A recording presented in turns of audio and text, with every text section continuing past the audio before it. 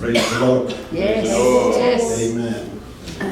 I was looking at our text last night, and I thought to myself, this is difficult to create a sermon on this very line. But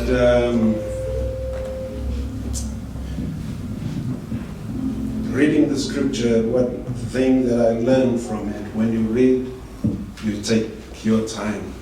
You really need to take your time and ponder on the passage of the scripture. Because sometimes our mind and our system physically is not yet ready to hear what God is saying. Hallelujah. Yes, good. And as you take your time to allow the Holy Spirit to work and allow the Spirit to speak to you, and you will start to see your spiritual ear is open, ready to hear the voice of God. So as I was looking at the passage with the word,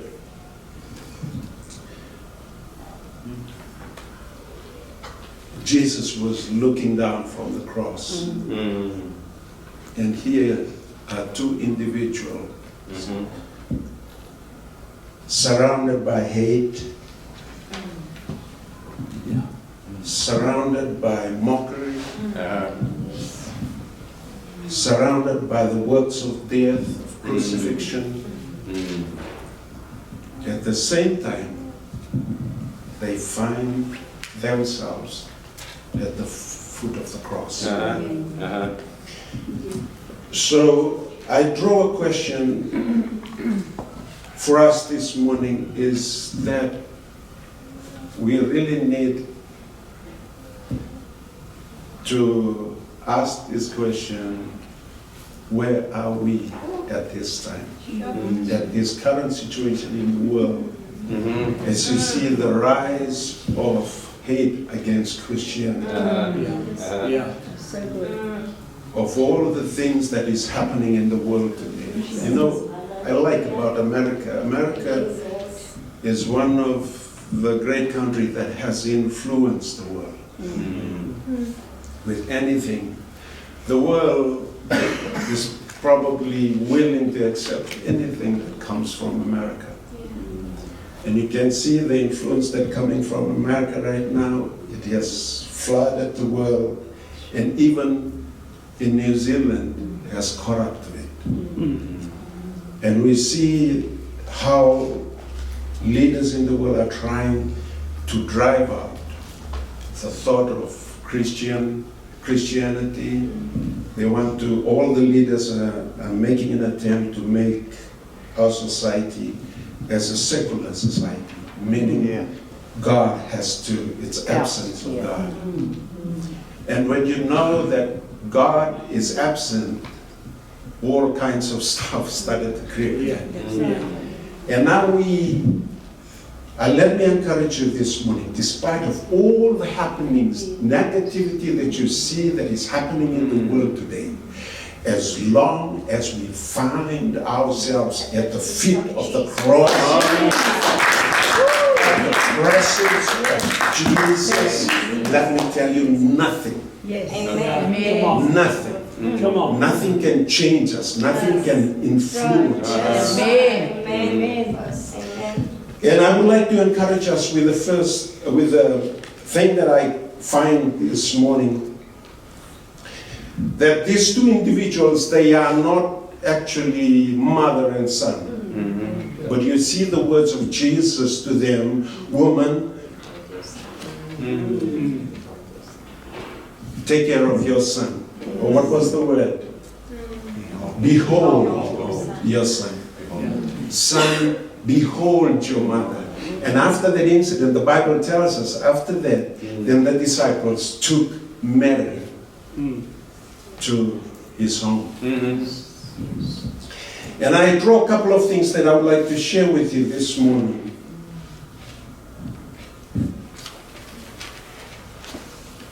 The first one is at the feet of Jesus. I remember the song that I learned while I was in Bible school at the feet of Jesus, where my life is complete. Amen. At the feet of Jesus, where my life is complete.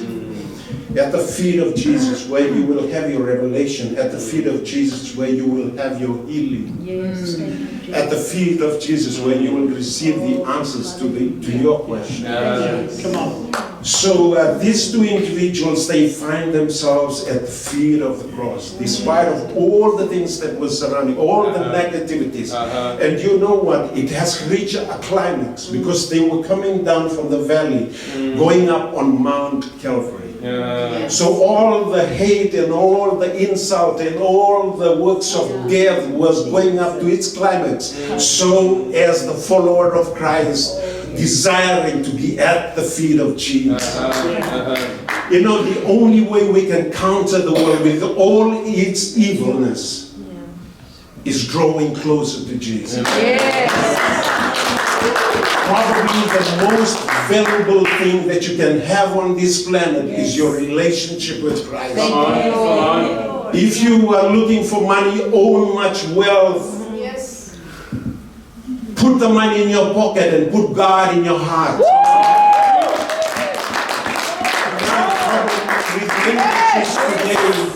They don't know where to put God. They put God in their pocket and they put money into their heart. And I believe with all my heart that these two individuals, they know what's going on in the world. They know what's going on around us.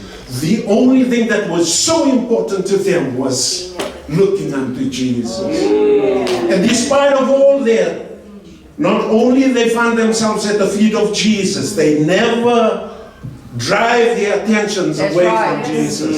Their eyes was on the Lord. And remember the writers of Hebrew, he says, focus your eyes on Jesus, who is the author and the perfecter of your faith. Your wholeness, it doesn't come by methods. It doesn't come by all the things that is offered by the world. Your wholeness comes when you dwell at the feet of Jesus. So despite of all the happenings that were going around them, they never sway, they never turn around. I remember one time I went to a Korean church at North Shore.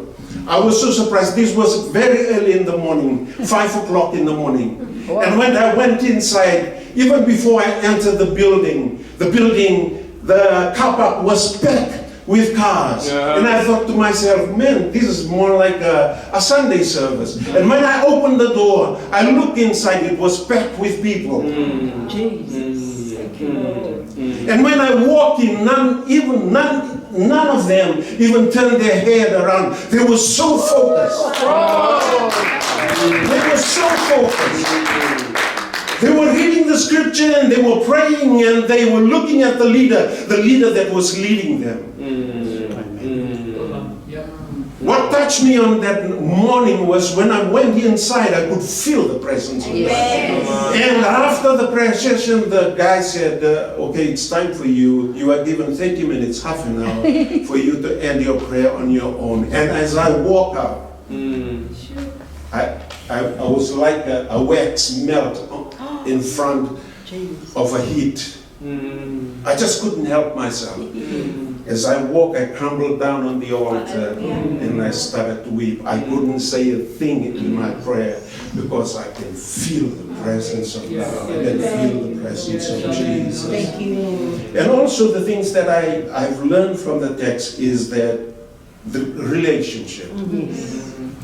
Relationship. You know, I remember what my teacher said before they went to America, and he said, in your relationship, the more you draw near to God, it doesn't matter how far, how distant your relationship, the more, let's say you place God here, and you are here, and the one you have a relationship with is on your left. When both of you are approaching the Lord, you see that you are close to one another. And I think that is exactly the same thing that happened to these two individuals. But I came to find out these two individuals, they are related. And John is the son of Zebedee. His brother is James. James and John. They were fishermen. But their mother is the half-sister of Mary, the mother of Jesus. So when Jesus was speaking to them, they were not actually mother and son. But on that very day, John took Mary to be his mother, second mother. You know, I found in my years of working as a servant of the gospel, that I find there are some ladies that God has placed on my path to act as a mother to me. Mothers, they play a very important role in the Church of Jesus Christ. Paul the Apostle, no mention of his mother. But you remember the person that helped Jesus carry the cross? His name is Simon. He's from Cyrene, from Libya. He's got 2 sons. One is Rufus, and the other one is Alexander. In the writings of Paul to the Romans, in Romans 16, verse 13, Paul mentioned, my regards over to Rufus.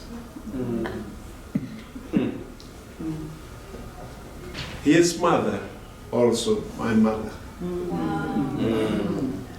If there was a lady that looked after Paul during his ministry, it was this lady. And just imagine when Jesus looked down, it is different when you look down from the top. Everything that happened on that moment, it was a moment that God allowed Jesus to be exalted above all. Above all the hate. Above all, you name it. Any kind of negativity, any kind of trouble, Jesus is above all.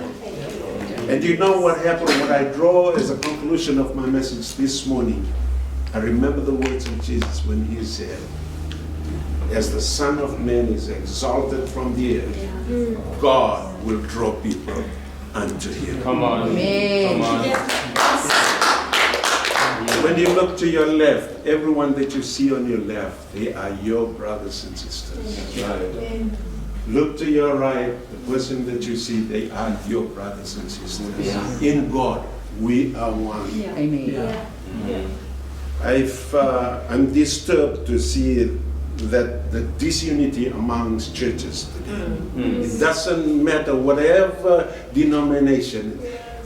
As you see people, they are in the Lord, that is your brother. That's right. When you see someone that is serious with the Lord, that is your brother.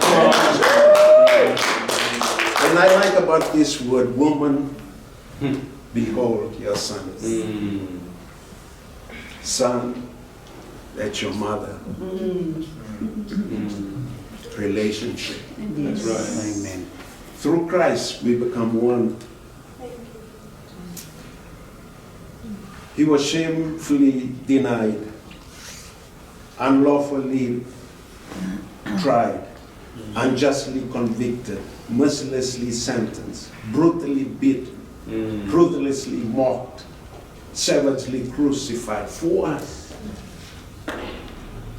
so that you may know